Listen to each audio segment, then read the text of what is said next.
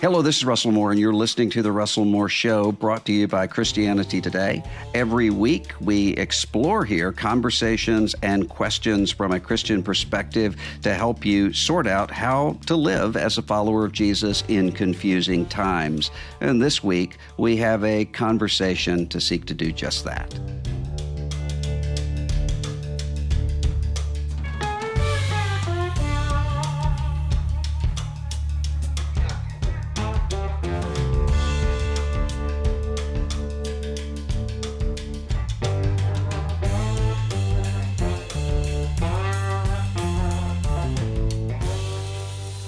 This conversation with James Davison Hunter on his book, Democracy and Solidarity, was recorded before the attempted assassination on former President Donald Trump. A lot's changed over the last 20 years. 20 years ago, the conservative Christians would have been the ones who were saying that J.K. Rowling is bringing occultism and witchcraft into our children's minds. In 2024, it's more likely to be the left saying that J.K. Rowling is transphobic and against transgender people. But what's remained consistent is culture wars, and what has accelerated are the fracturings that come about because of those culture wars. And that's why I was really interested to read a new book by James Davison Hunter called Democracy and Solidarity on the Cultural Roots of America's Political Crisis. It probably wasn't a good idea to read it during presidential debate season, but I was really looking forward to it because his previous books have been so shaping and formative for me in the way that I think. Culture Wars, the book in which he coined the term that we all just believe has been around forever. It's now commonplace to us. Before the Shooting Starts, To Change the World, about Christian political engagement. And this one is about American democracy and whether it can survive. He is a prof at the University of Virginia, and he's the founder and executive director of UVA's Institute for Advanced Studies in Culture.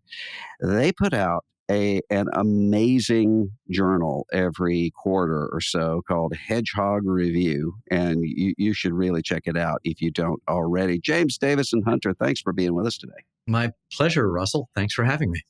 There have been some in the conservative evangelical ecosystem over the past several years who have argued for a Christian America and that the American founders were themselves Christian. I mean, there was even a book making the case of Thomas Jefferson as an evangelical Christian, which I found hilarious and thought we might be having to redefine what Christian is if we conclude that just on the basis of reading Jefferson himself, who literally took scissors to the Bible. But you argue in this new book that what we're dealing with in America is not a Christian covenant nation in the way that some of these folks would mean it. It's not a completely secular, progressive idea.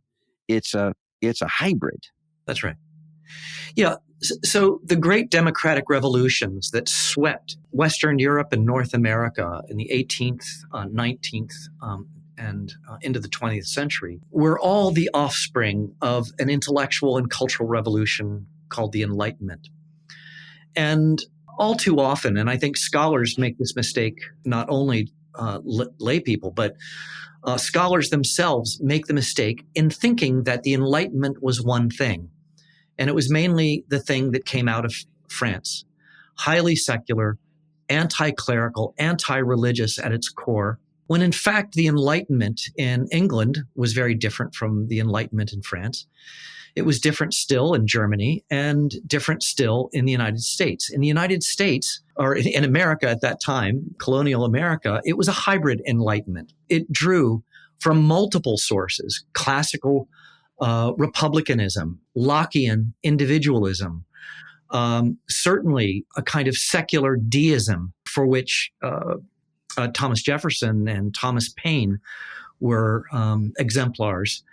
But it also drew very heavily and deeply from Reform Protestantism, from Calvinism in particular. And it's no accident. I mean, 90% of the population at the time of the first census in 1790 was from the British Isles.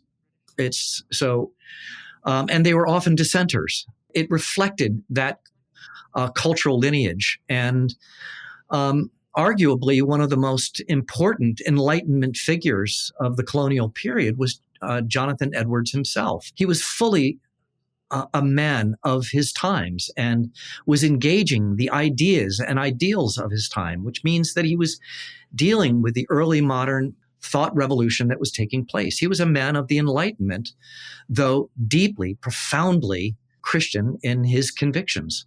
You talk about solidarity a lot. This is the theme of the book. I wonder for someone who's living in his or her community, thinking about the fights that are going on the Nextdoor app or on the Facebook page devoted to the community. They're looking around at the country, but they're not sure what solidarity means. What do you mean by that? We're just talking about the glue that holds us together. What is it that binds us together as a nation? Most of the time, we use the word consensus. The problem with the word consensus is that it is a rationalist concept.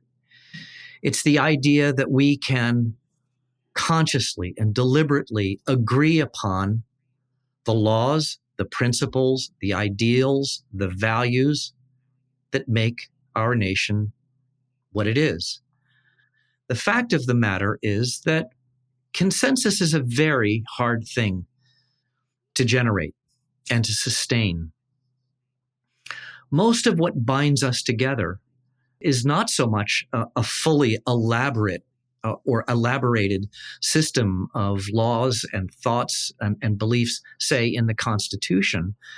Rather, it is the unwritten, unspoken assumptions about what we have at stake together, about our common loves, our common desires. I mean, think about the solidarity of a family. It's not like a family always fully articulates what that family is about. Certainly that's part of the story. But what binds a family together more than anything is love. And again, that's a big part of what solidarity is. It is about our shared love of a place, our shared love of a common project, of what we have at stake. Solidarity is a more fulsome word, in my opinion, for the glue that binds us together. Walker Percy used to talk about the way that a human being and a community both tend to come alive in a time of disaster. So leading up to and after a hurricane. And I was thinking of him a lot. I mentioned this here before. When I was in a little town in Vermont during the solar eclipse that we had this year. And you had the entire community, it seemed, out in the town square. People were opening up their front yards for people to stand on to see the eclipse. And one person said to me, "This is such a great day because it's almost like the best parts of a natural disaster, but without the worst parts. We didn't actually have the disaster, but we're gathered here and we're here." What is it about a sense of danger that sometimes can bring about some of those unspoken assumptions and that solidarity, but then sometimes we see with, say, the COVID-19 pandemic, has the exact opposite effect and rips us apart? Solidarity is generated in multiple ways, and there are two very important ways. One is the affirmation of, again, certain ideas, common loves, a common future. That's what the hybrid Enlightenment provided for our nation at its founding. It provided an ethical vision for the world, for the nation, for the restructuring, the reconstitution of our public life in ways that would make it more equal, more free, more tolerant than societies in the past. But societies are also drawn together through a kind of negative solidarity. And negative solidarity is, again, a crisis, as you mentioned, but it also can be an attack. The Cold War that prevailed in the post-World War II period up until 1989 was one of the sources of negative solidarity within the nation, whether you were a liberal or a conservative, religious or not religious. No one wanted to see the imperial ambitions of the Soviet Union realized and its expansion through the world, and certainly not here in the United States. It was in reaction to the Soviet Union and its ambitions that we came together. The same thing happened during 9/11. It didn't matter what walk of life, it didn't matter where one was coming from in their beliefs or philosophy. We came together as a nation, at least briefly. That's what's missing today. We no longer have a solidarity from an outside enemy formed negatively, and we no longer have solidarity through common affirmations. The only solidarity that we are finding today in our nation is the solidarity of our tribes.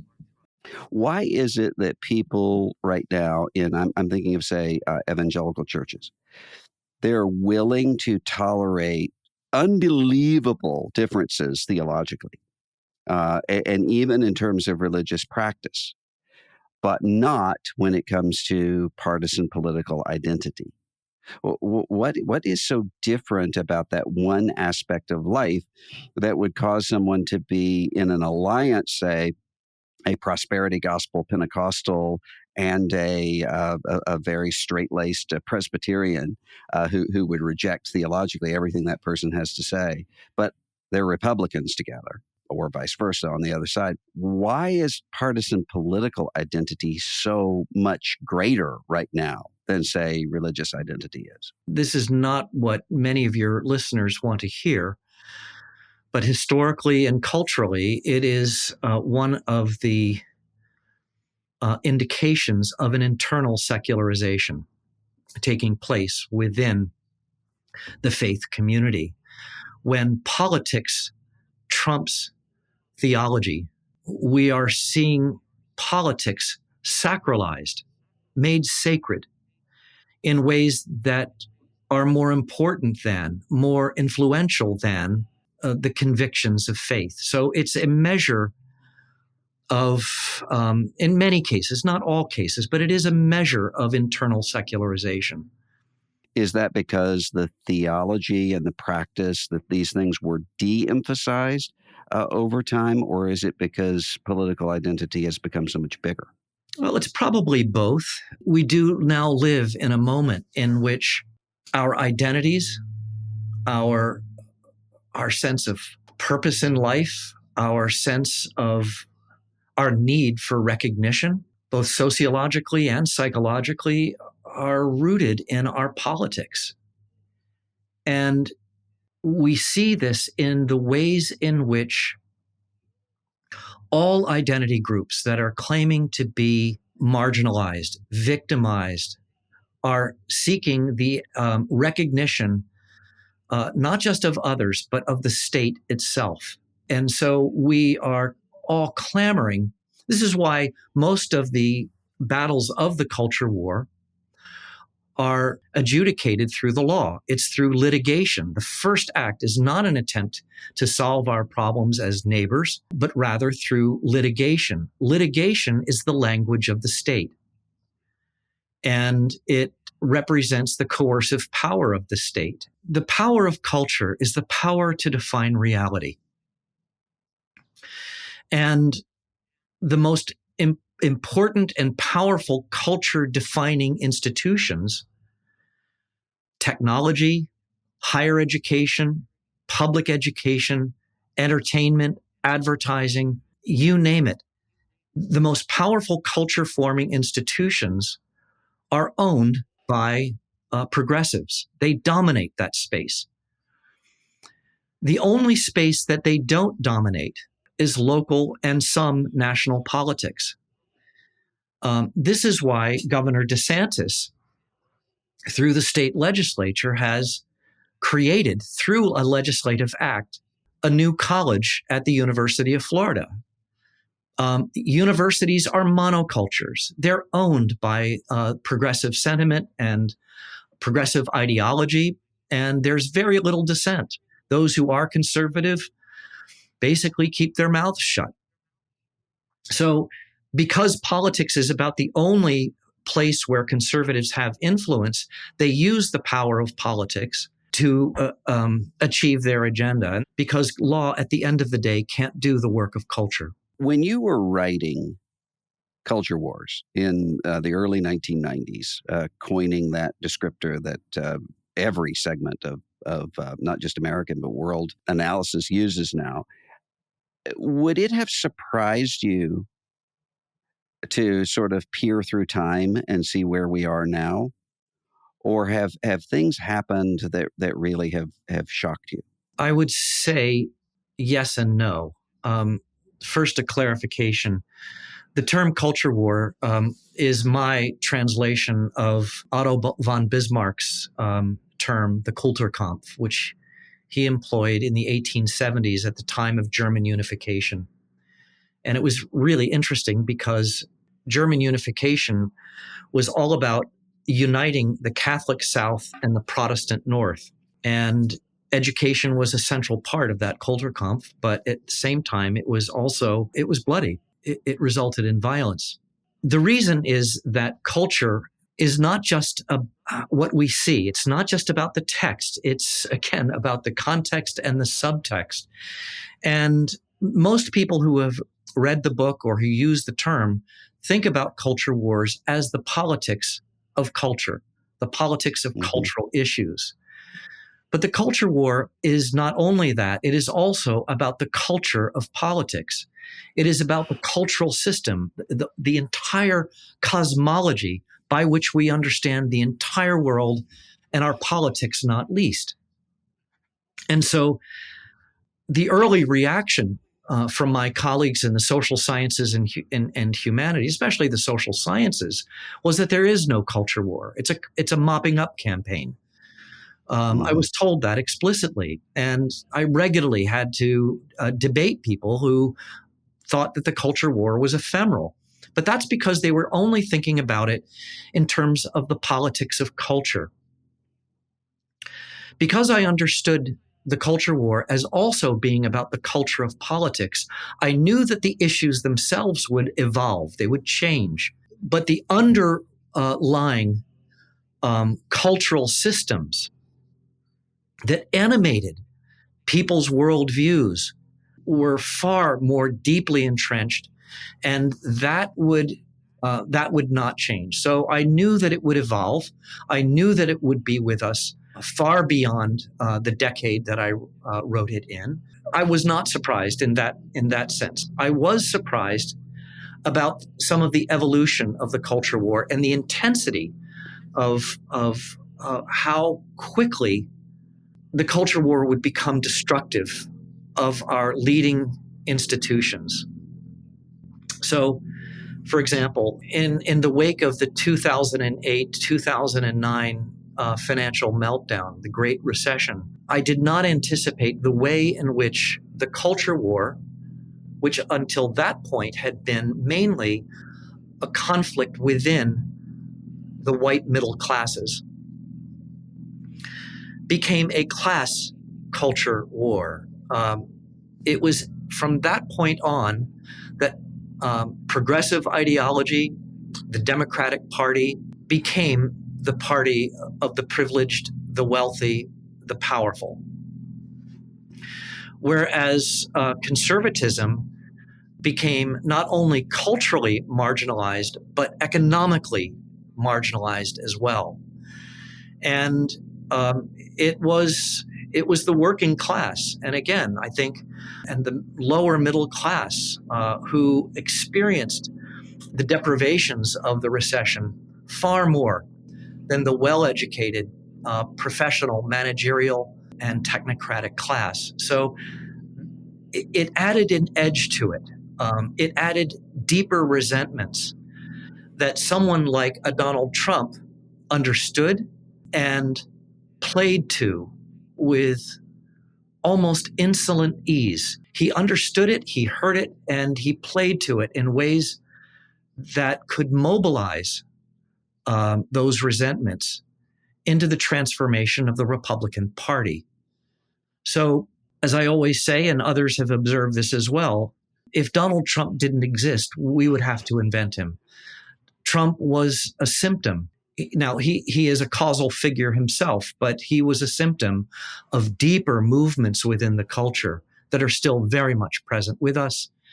And I will say there's an awful lot of talk about a financial reset in the stock market in the coming years, a reset in the American economy because of the debt load. If that in fact happens, it will only deepen the class dimensions of our culture war in the future. It's really quite ominous in its implication. Earlier this year, around Easter time, there was a controversy that was very vigorously fought on social media platforms about the Biden administration recognizing Transgender Day of Visibility, which was on March 31st, which also happened to be Easter. And so the way this was characterized is the president is changing Easter to Transgender Day of Visibility. Maybe the bigger question is that there is a transgender or anything else day of visibility, to go into your analysis about that need for recognition. If you look, though, at the argument that some people were making to you when in the early 90s, that there isn't a culture war, there's a mopping up operation.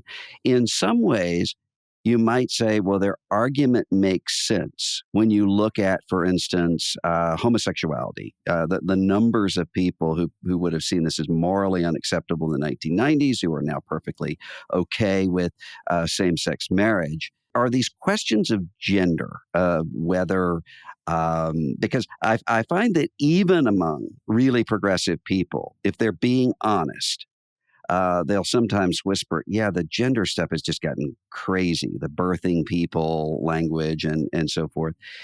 Is that, do you think that will simply be like homosexuality and premarital sex and some of these other questions, marijuana usage, and just eventually find itself integrating into American culture?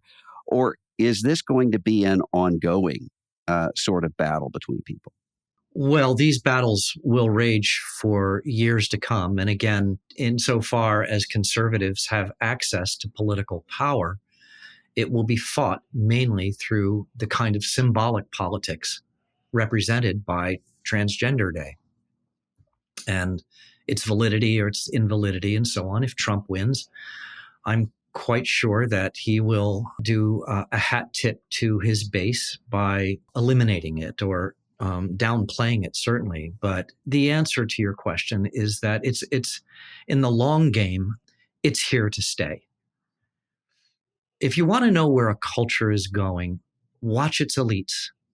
Conservatives are not only anti-elitist in the sense that they are against the current the cultural elite as it currently stands, but religious, especially evangelicalism and fundamentalism, is populist in its orientation, in its ethics, in its sensibilities. For over 200 years, it has had a distrust of elite authority.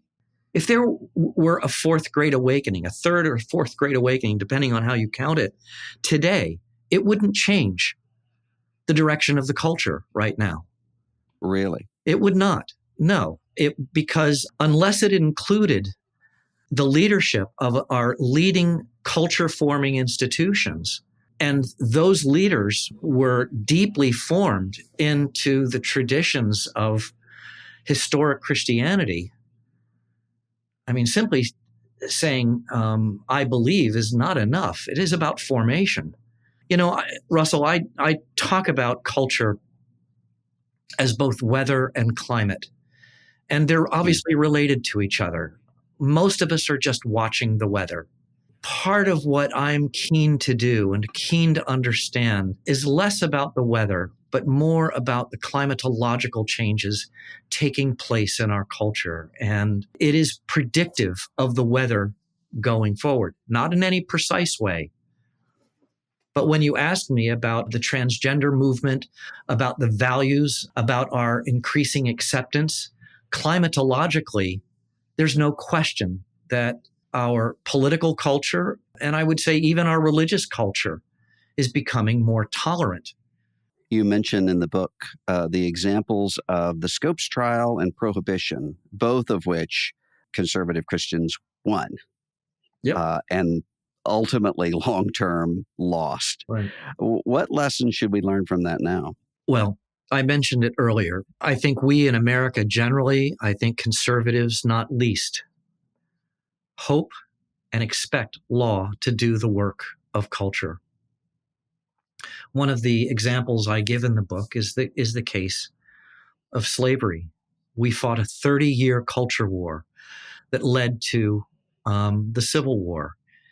And it was all about the struggle to define the unum, the consensus, the solidarity that would hold us together over the question of Black humanity. And the Supreme Court Justice Roger Taney, the Chief Justice, wrote the majority decision in the Dred Scott case. And it was in order to impose a consensus from the highest court in the land on the question of slavery. Obviously, his decision didn't work. And 3 years later, we are at war, the bloodiest war in American history. The North won that war, and through the Emancipation Proclamation, the winning of the war, of course, and the 13th, 14th, and 15th Amendment, another consensus was imposed on the nation by force through the power of law and the power of the state on a population that had still not worked through the fundamental cultural question of the nature and humanity of Black citizens, Black people. And as a consequence, because we hadn't worked it through, because it was a consensus imposed by the law and by the coercive power of the state, those in the South who were racist, who were still committed to the inequality of Black humanity, invented things like Jim Crow, Code Noir, lynching, the Ku Klux Klan, all essentially recapitulated a slave regime within a framework of Black equality. And it took 100 years to address this. That work continues to the present.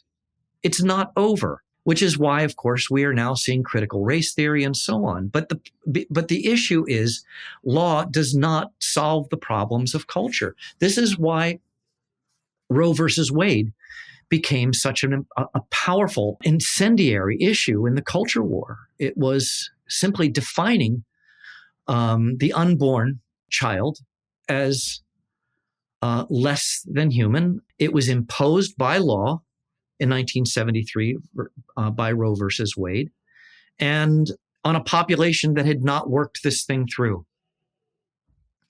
When it was overturned in the Dobbs decision, we simply have the law imposing a different consensus.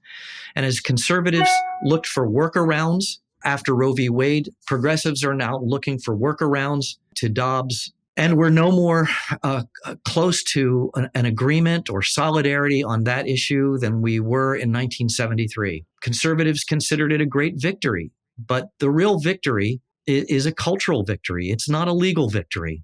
And because conservatives, for the most part, are simply playing the game of law and politics and don't know how to play or are not positioned well to play the cultural side of this conflict, I expect there will be many challenges to Dobbs going forward. It's likely to be overturned, and we will be back where we were in 1973 again. So again, you have to look at the deep structures of culture, the climatological elements of this.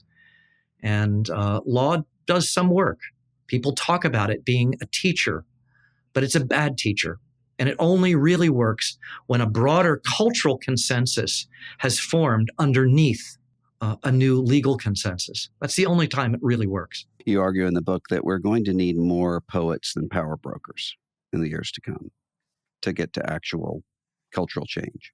Yes, I think that's right. I think the culture war, while it continues to evolve, It has only deepened. It has only become more incendiary. I think it is only become more prone to violence, certainly on the right, but also on the left. And I fully anticipate seeing more violence in the future. Culture wars always precede shooting wars. It doesn't mean a shooting war will inevitably happen, but you never have a shooting war without a culture war. I'm anticipating that. So the culture war has now essentially framed our imaginations, our political imagination, our public imagination for the future. The reason why we need poets, I'm speaking of poets not necessarily explicitly, but I certainly would include people who are poets, but artists, musicians, people who are gifted with the imagination. We need to be able to imagine a world that goes beyond the current culture war. We need to imagine how to extract ourselves from this tug of war that knows no end. There's an observation that was made by Oliver Wendell Holmes in 1920, and I'll read from the book. It comes from the opening lines of chapter 13. Between two groups of people who want to make inconsistent kinds of worlds, I see no remedy but force. I think Holmes was prescient about our current moment. We are in a situation in which progressives and conservatives have no interest in doing the hard work of democracy. This is why I would describe our moment as a Nietzschean moment, a moment in which the cultural logics of nihilism, of which annihilation is really its central feature, prevail today and prevail on the left as well as on the right.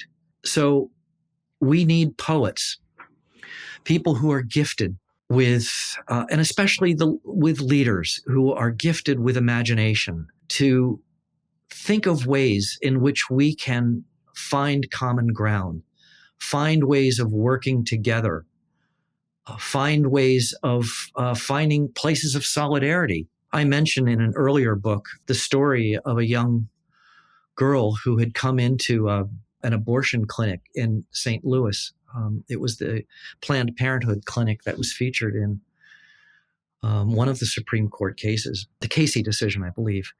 And she came in for an abortion. And when she was told what the procedure was, she freaked out. I think she might have been 13 years old, 14 years old. She freaked out and refused to go through with it. So the head of the Planned Parenthood clinic called her arch enemy in St. Louis, the head of the pro-life movement, and explained the situation and said, what can we do to help this young girl, this young woman?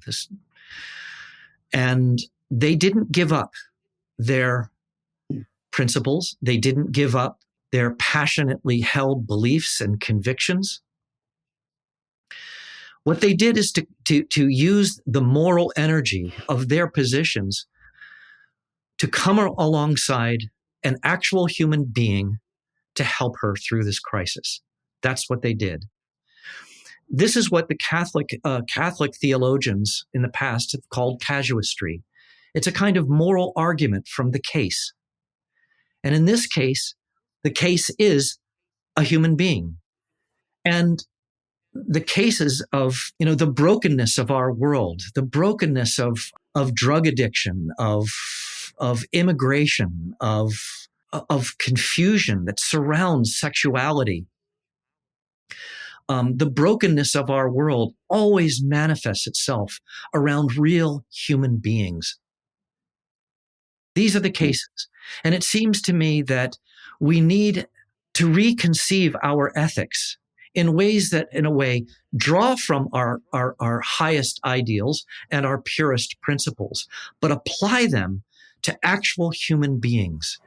We live in a space where our politics and our moralities are so abstract and so symbolic that we lose sight of the human beings that are hidden in plain sight behind them. And it seems to me it's And this is part of what I'm trying to do in the work I've done in a book like To Change the World, and that I hope to continue in the future. It is, what is the meaning of faithful presence? It is a way of conceiving not only theology, but an incarnational ethics that allows us to address the problems that are right in front of us, embodied within human beings who are just hurting, and for whom, quite frankly, the Dobbs decision or any of these other strokes of symbolic politics make absolutely no difference. These are about the politics of a kind of symbolic recognition, but they really don't touch the human beings that are hurting underneath them. I think this is a place where the theological resources of Christianity, the ethical resources of Christianity, have great promise for imagining our way out of this and to something that could look like flourishing in the late modern world. Hope is a recognition, I think a frank recognition that the world may not get better, that it may take a long time, and that things may get worse, in fact, before they get better. But that there is an order of the universe, an order of the cosmos, in which there is a justice, in which there is a flourishing that we may not yet see, but that will come to pass, and that we work toward it anyway. We need a leadership class that can embody that hope, that can help shape institutions around those hopes, and are willing to sacrifice and suffer on behalf of those hopes as well. So until we have that, it seems to me we can remain fairly pessimistic, but we can always hope and work toward the things that will actually create the conditions for renewal, not just for Christians, but for all of our neighbors. The book is called Democracy and Solidarity on the Cultural Roots of America's Political Crisis. James Davison Hunter, University of Virginia. Thanks so much for being with us today. My pleasure. Thank you for having me. Bye-bye.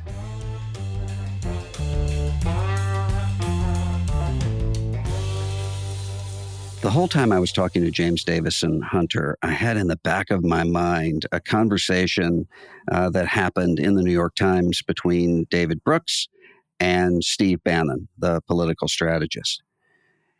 Brooks said, don't you think that we should work on reconciling the country and getting people to actually reason with one another and talk to one another? And Bannon said, there's nothing to talk about. There's nothing to reason about. We just have to win. David Brooks quoted Abraham Lincoln's second inaugural about uniting the country around shared ideals and constitutional principles. And Bannon said, I can't believe you would use Lincoln as an example. Lincoln burned down Atlanta, and that's what we have to do. We have to win. That has a lot of implications for our country, for what it means to be a democratic republic. But it also has a lot to do with our lives together as the church. The Apostle Paul talks in Galatians chapter 5 about the fruit of the Spirit, those things that come out of a life that is being driven not by the flesh, not by the appetites, not by the will to power, but by the Spirit that raised Jesus from the dead. Peace, love, gentleness, faithfulness, self-control. And Paul says, be careful that you do not bite at each other, lest you devour each other. This sort of, I must win at all costs, finally defeat all of my enemies, and achieve a utopia where we win and you lose, is self-defeating.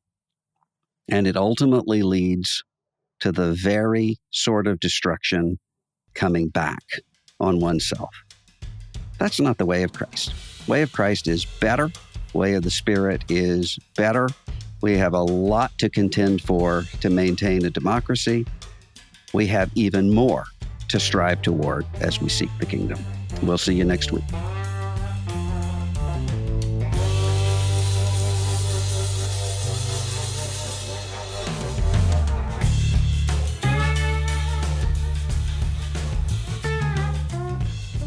If you enjoy The Russell Moore Show, take a second to share this episode with a friend or leave a rating and review wherever you get your podcasts. The Russell Moore Show is a production of Christianity Today. Executive producers are Eric Petrick, Russell Moore, and Mike Cosper. Host is Russell Moore. Produced by Ashley Hales. Associate producers are Abby Perry and Mackenzie Hill. Director of Operations for CT Media is Matt Stevens. Audio engineering provided by Dan Phelps. Video producer is Abby Egan. And the theme song for The Russell Moore Show is Dusty Delta Day by Lennon Hutton.